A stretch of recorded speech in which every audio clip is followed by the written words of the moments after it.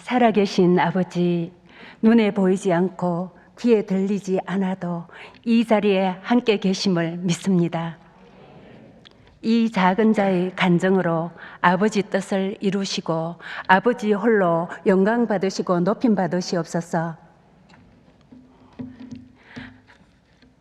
우리의 모든 것을 다하시는 하나님 아버지, 저희 시댁과 친정은 대대로 부처와 미신과 잡신을 믿는 가정이었고 우리 부부 또한 그렇게 살아온 것을 아버지는 다 아십니다.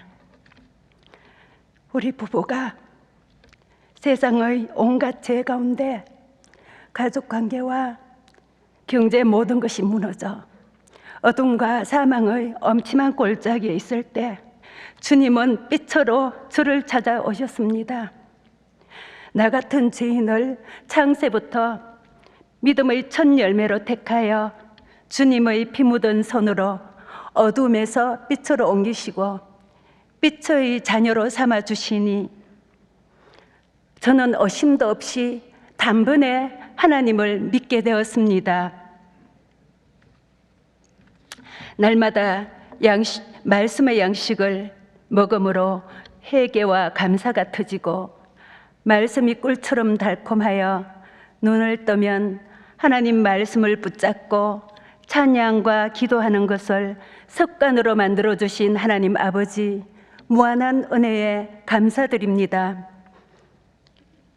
모든 가족들은 제가 교회에 빠졌다고 하여 관계가 서먹해지고 특히 남편의 분노적인 행동은 저를 더욱 힘들게 하였습니다.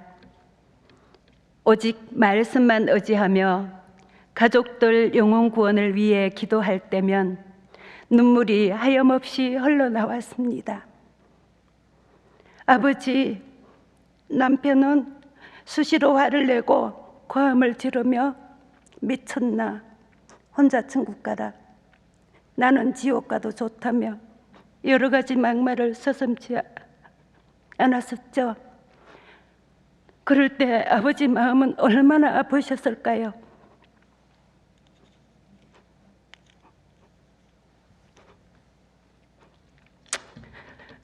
아버지, 저는 2021년 12월 1일을 결코 잊을 수 없답니다. 제가 독한 코로나에 걸려 엄학병동에 격리되고 세상과 단절되어 죽음과 마주하게 되었잖아요. 폐는 절반 망가지고 말을 못하고 음식도 못 먹고 호흡곤란, 기침, 골절 등으로 저의 생명은 서서히 꺼져가고 있었습니다. 그러나 보혈 찬송을 의지하며 죽음의 공포를 이기게 해주신 주님의 사랑을 지금도 생생하게 기억합니다. 남편과 가족들은 병원 측에서 점점 나빠지니 최후도 각오하라는 통보를 받고 큰 충격에 빠져 울고 불고 난리가 아니었다고 하더군요. 남편은 할 수 있는 것이 없어 막막할 때 문득 집사람이 믿는 하나님이 떠올랐다고 합니다. 지푸라기를 잡는 심정으로 난생 처음 기도를 했다고 하더군요. 살려주시면 하나님을 믿겠다고요. 하나님은 저를 생사 가운데 두시고 남편이 하나님 이름만 찾고 부르게 하셨습니다. 그러므로 저를 살려주시고 남편도 구원하신 아버지의 방법은 우리에게는 기적이었지만 하나님께는 매우 쉬운 일이었겠죠.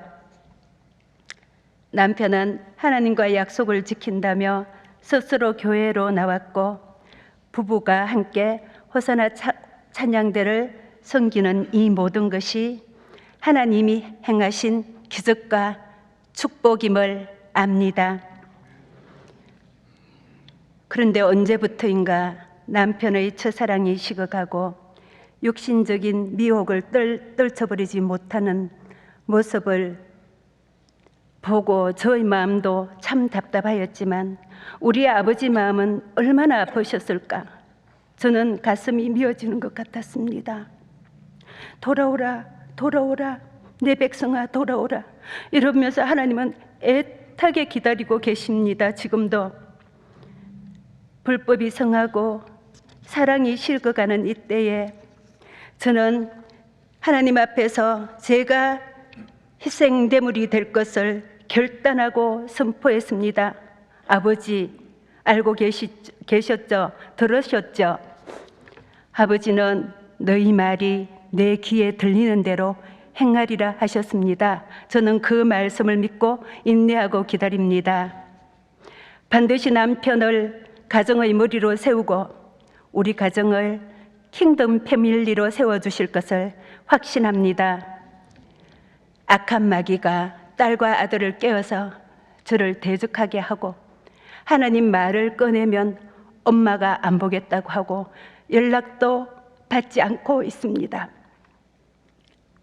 그러나 이때 우리 아버지는 다 보시고 우리 부부를 이 자리에 세워 부부가 합심하여 이겨내라는 하나님의 응원을 기쁨으로 받습니다. 우리 부부가 한 영과 한 마음으로 그리스도의 터 위에 굳건히 있을 때 부모 형제와 자녀들의 한 영혼도 멸망하지 않고 생명책에 기록되게 하실 줄 믿고 확신합니다. 주 예수를 믿으라. 너와 내 집이 구원을 받으리라. 구원받은 우리를 만물보다 크신 아버지 손에서 아무도 빼앗을 자가 없으리라. 아멘. 새해에 우리나라에 우리 가정에 놀라운 기적을 행하실 아버지를 뜨겁게 사랑합니다. 감사합니다.